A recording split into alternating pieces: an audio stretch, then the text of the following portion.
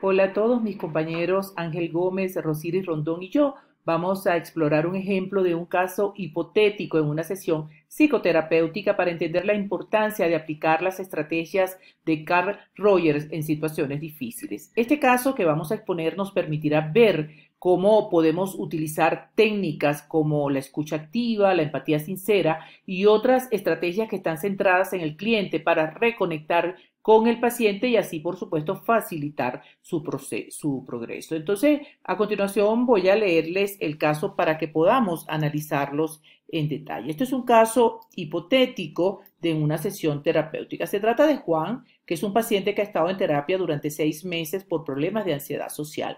Llega a su sesión semanal y se muestra inusualmente agitado. Durante las sesiones anteriores, Juan había trabajado con su psicoterapeuta para desarrollar habilidades de afrontamiento y técnicas de exposición gradual, logrando progresos significativos en su vida diaria. Sin embargo, en la sesión actual, Juan se sienta al borde del sillón, moviéndose inquieto y evita cualquier contacto visual. Cuando su psicoterapeuta le pregunta cómo se siente hoy, Juan responde de manera evasiva y con monosílabos. Se rehúsa a discutir cualquier cosa relacionada con su vida diaria o los ejercicios de terapia que había estado practicando. La psicoterapeuta, consciente de que este comportamiento es un cambio drástico respecto a las sesiones anteriores, se siente preocupada por esta regresión y debe encontrar la forma de reconectar con Juan y abordar su resistencia. Entonces, vamos a analizar las razones para abordar este caso terapéutico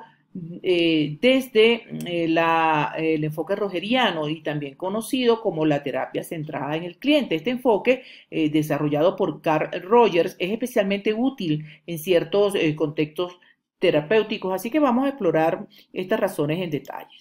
Entonces, el caso de Juan debe ser abordado desde el enfoque rogeriano debido a las características específicas de su comportamiento y la naturaleza de la relación terapéutica necesaria para ayudarlo de manera efectiva. Entonces, las razones que nosotros hemos encontrado son las siguientes. En primer lugar, el enfoque rogeriano es adecuado para el caso de Juan porque enfatiza en la necesidad de empatía y aceptación incondicional. Este método, desarrollado por Carl Rogers en 1951, destaca la importancia de crear un entorno donde el cliente se sienta comprometido y comprendido, además aceptado y sin juicio. Juan, quien se muestra agitado y reacio al hablar, se va a beneficiar enormemente de un entorno así para poder abrirse y explorar sus sentimientos. Entonces vemos que en segundo lugar tenemos la creación de un entorno terapéutico seguro y no directivo, lo cual es importante para que el cliente se sienta libre de expresar sus emociones sin miedo a ser juzgado. La conducta de Juan sugiere que se siente temeroso, que se siente inseguro y es fundamental en este caso crear un ambiente seguro para que él pueda sin duda progresar en la terapia.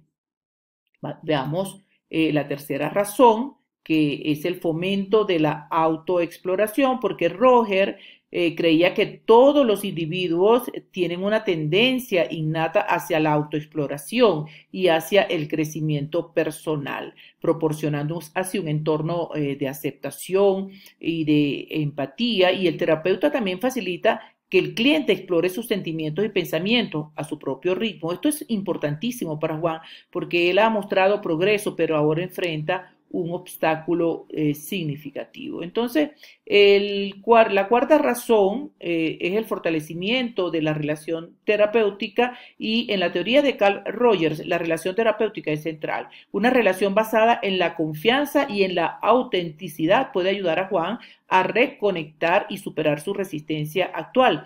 La presencia auténtica del terapeuta mostrando empatía y sobre todo comprensión es clave, sin duda, para restaurar la confianza de Juan en este proceso terapéutico. Entonces ahora vamos a referirnos a las estrategias para manejar la situación desde el enfoque rogeriano.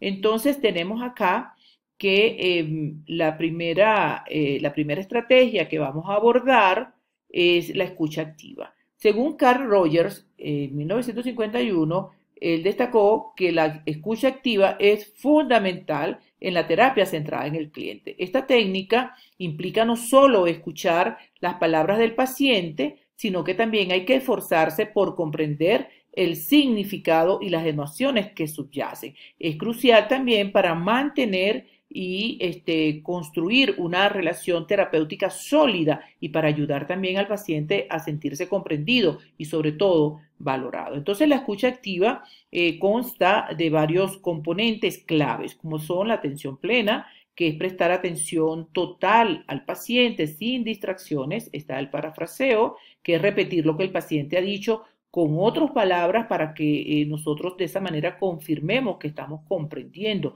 También está el reflejo emocional, que es reconocer y validar las emociones del paciente, la clarificación, que es hacer preguntas para profundizar en la comprensión, y el resumen, que es como recapitular lo discutido para asegurar una comprensión mutua. Los beneficios de la escucha activa son numerosos. Fortalecerla, porque esta estrategia fortalece la relación terapéutica, fomenta la apertura y la honestidad del paciente. También ayuda a identificar y explorar, como ya se los decía, los problemas subyacentes, facilita el procesamiento emocional y la autorreflexión, y además aumenta la seguridad, aumenta la confianza del paciente en este proceso terapéutico. Ahora bien, vamos a ver la segunda estrategia que nosotros vamos a utilizar, y es la empatía sincera. En este sentido, tenemos que Carl Rogers en 1961 introduce este concepto y lo introduce porque lo asume como una condición necesaria para el cambio terapéutico. De hecho, en 1997, Bohar y Greenberg, ellos señalan que la empatía facilita la autoexploración y también la autorreflexión en el paciente. Entonces vamos ahora a referirnos a los componentes de esta empatía sincera. El primero de ellos es la autenticidad, que significa ser genuino en las interacciones con el paciente, mostrando así una actitud sincera, pero sobre todo una actitud sin pretensiones.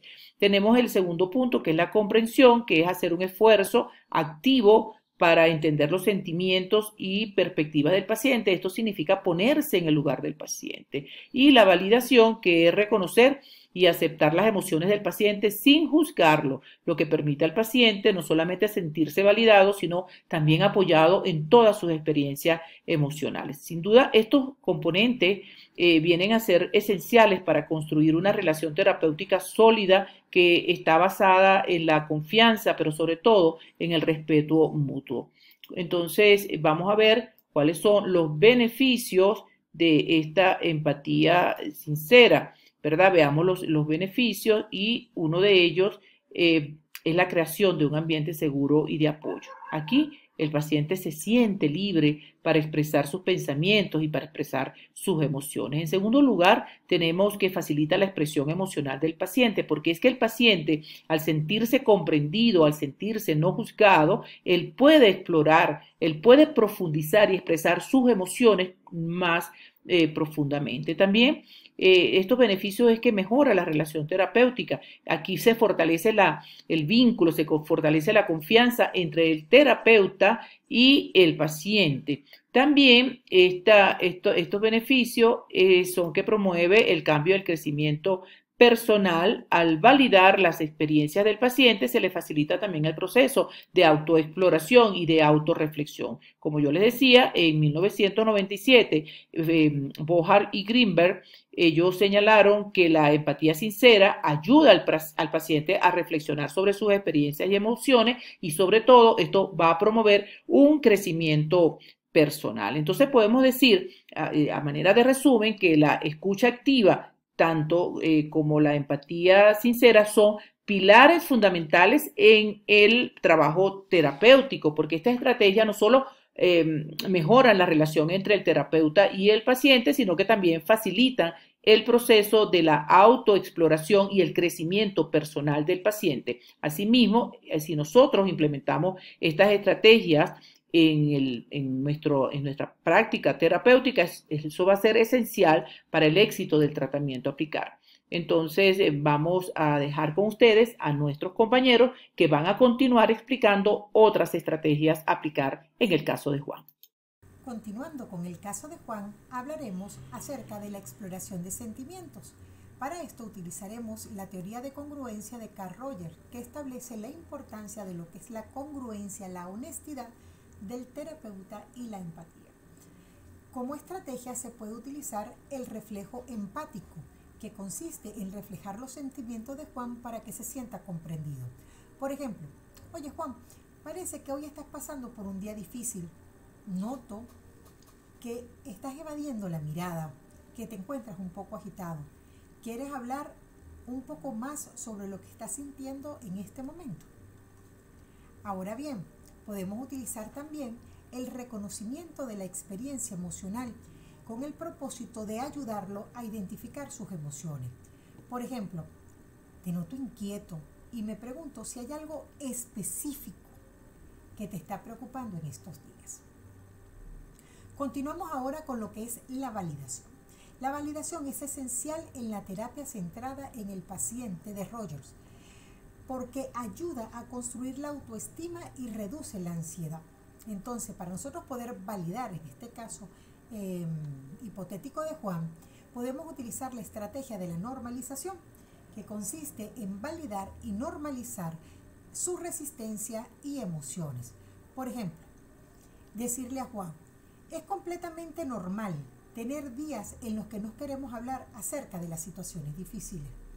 Muchas personas sienten lo mismo que tú en ciertos momentos de la terapia. De esta manera podemos ayudarlo a que sienta que lo que está experimentando en ese momento es completamente normal. Y otra técnica o estrategia que podríamos explicar para la validación es el reconocimiento del proceso. Para el reconocimiento del proceso consiste, valga la redundancia, en reconocer que la terapia es un proceso con altos y con bajos o altibajos. Por ejemplo, decirle a Juan, el proceso de la terapia puede ser variable y a veces puede parecer que no avanzamos. Eso es parte del proceso y está bien sentirse así. Continuemos ahora hablando acerca de lo que es la exploración de la relación terapéutica, donde la teoría del encuadre de Rogers habla acerca de la calidad y la naturaleza de la relación terapéutica como central para la eficacia de la terapia. Y esto es muy importante, que se pueda hacer sentir dentro del consultorio. Para esto podemos utilizar la técnica de retroalimentación, que consiste en pedir activamente la retroalimentación sobre la relación terapéutica. Preguntar qué es lo que siente. Por ejemplo, me gustaría entender un poco mejor cómo te sientes en nuestras sesiones y si hay algo que yo podría hacer de manera diferente para poder apoyarte más eficazmente. Eso es muy importante realizarlo dentro de la terapia. Y otra de las estrategias que también podemos utilizar es la revisión de las metas. Cuando nosotros revisamos las metas juntos en una terapia, podemos evaluar y podemos saber cómo se siente sobre el progreso. Por ejemplo, oye, hemos trabajado, o decirle a Juan, hemos trabajado bastante en tus objetivos, pero quiero asegurarme de que te sientes cómodo con este proceso. ¿Hay algo específico que sienta que no estamos abordando o que podríamos hacer de manera diferente? Y por supuesto, esa revisión de las metas junto con la retroalimentación nos van a permitir a nosotros crecer como terapeutas, como psicólogos y, por supuesto, ayudar a nuestros pacientes. Otro de los temas que vamos a abordar es acerca de la comunicación abierta, que es la congruencia de Carl Rogers, que enfatiza la autenticidad y la transparencia del terapeuta. Eso es muy importante, que se pueda no solamente proyectar, sino sentir.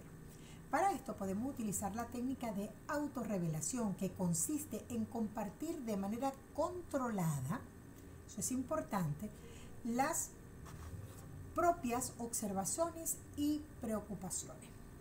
Un ejemplo de ello podríamos decirle a Juan, he notado que hoy permaneces o que hoy pareces más reservado y no tan abierto como en otras ocasiones. Eso me preocupa un poco porque deseo que nuestras sesiones sean útiles. Ahí le estamos diciendo qué es lo que vemos de manera controlada y a la misma vez estamos aplicando también la revisión de las metas, donde le podemos decir a él, oye, queremos que sean útiles, vamos a ver qué es lo que podemos hacer. Y por último, vamos a hablar también con respecto a la comunicación abierta, acerca de la invitación a la transparencia, que constituye otra de las estrategias, que invita a expresar cualquier preocupación sobre la terapia o incluso sobre el terapeuta. Un ejemplo de ello es cuando nosotros le decimos a Juan o a cualquier paciente, oye, si hay algo que te preocupa sobre nuestras sesiones o algo que te esté molestando, me gustaría que los compartas conmigo.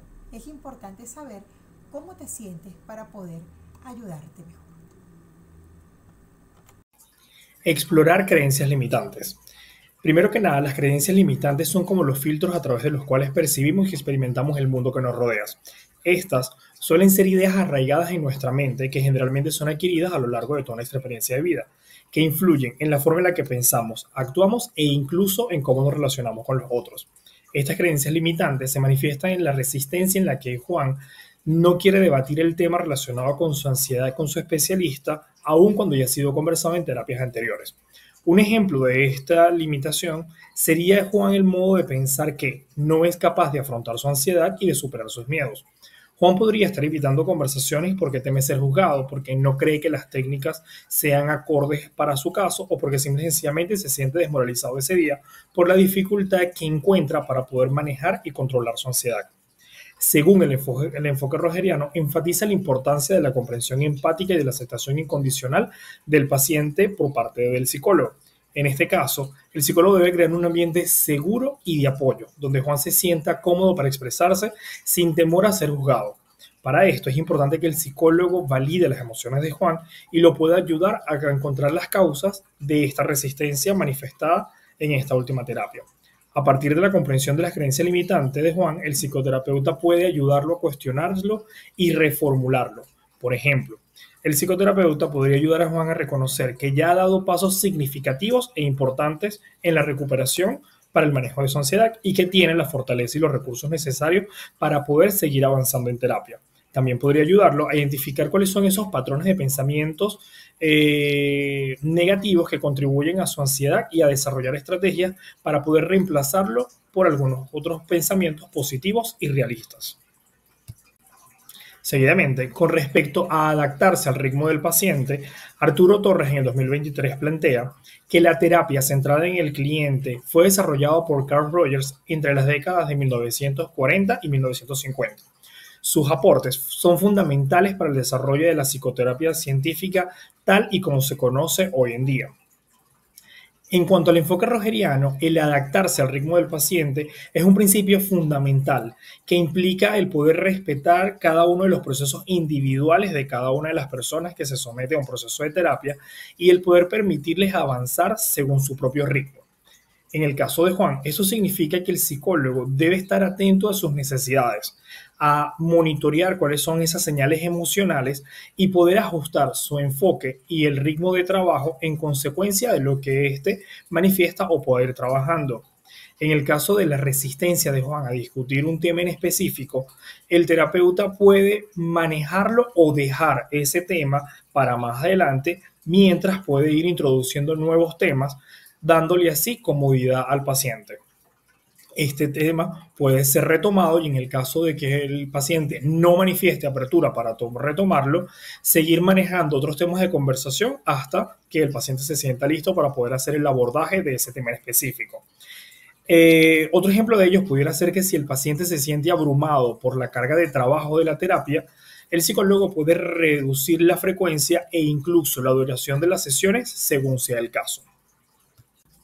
En cuanto a replantear los objetivos, Carl Rogers no utilizó explícitamente el término replanteamiento de objetivos. En su enfoque, aun cuando se encuentra centrado en el cliente, su filosofía y metodología terapéutica buscan proporcionar un marco sólido para abordar este concepto. En ese sentido, posterior a ello, la obra de Viktor Frankl, psiquiatra y sobreviviente del Holocausto, ofrece una óptica y perspectiva complementaria que enriquece la comprensión del replanteamiento de objetivos sobre la perspectiva rogeriana.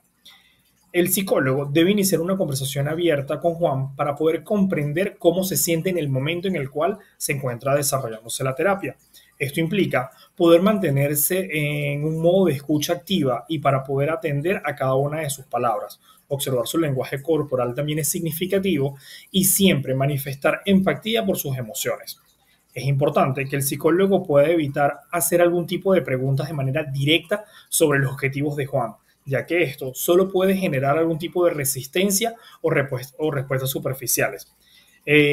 No obstante, este debe enfocarse en crear un espacio cómodo, seguro y confortable, donde el paciente se sienta cómodo para poder expresarse libremente.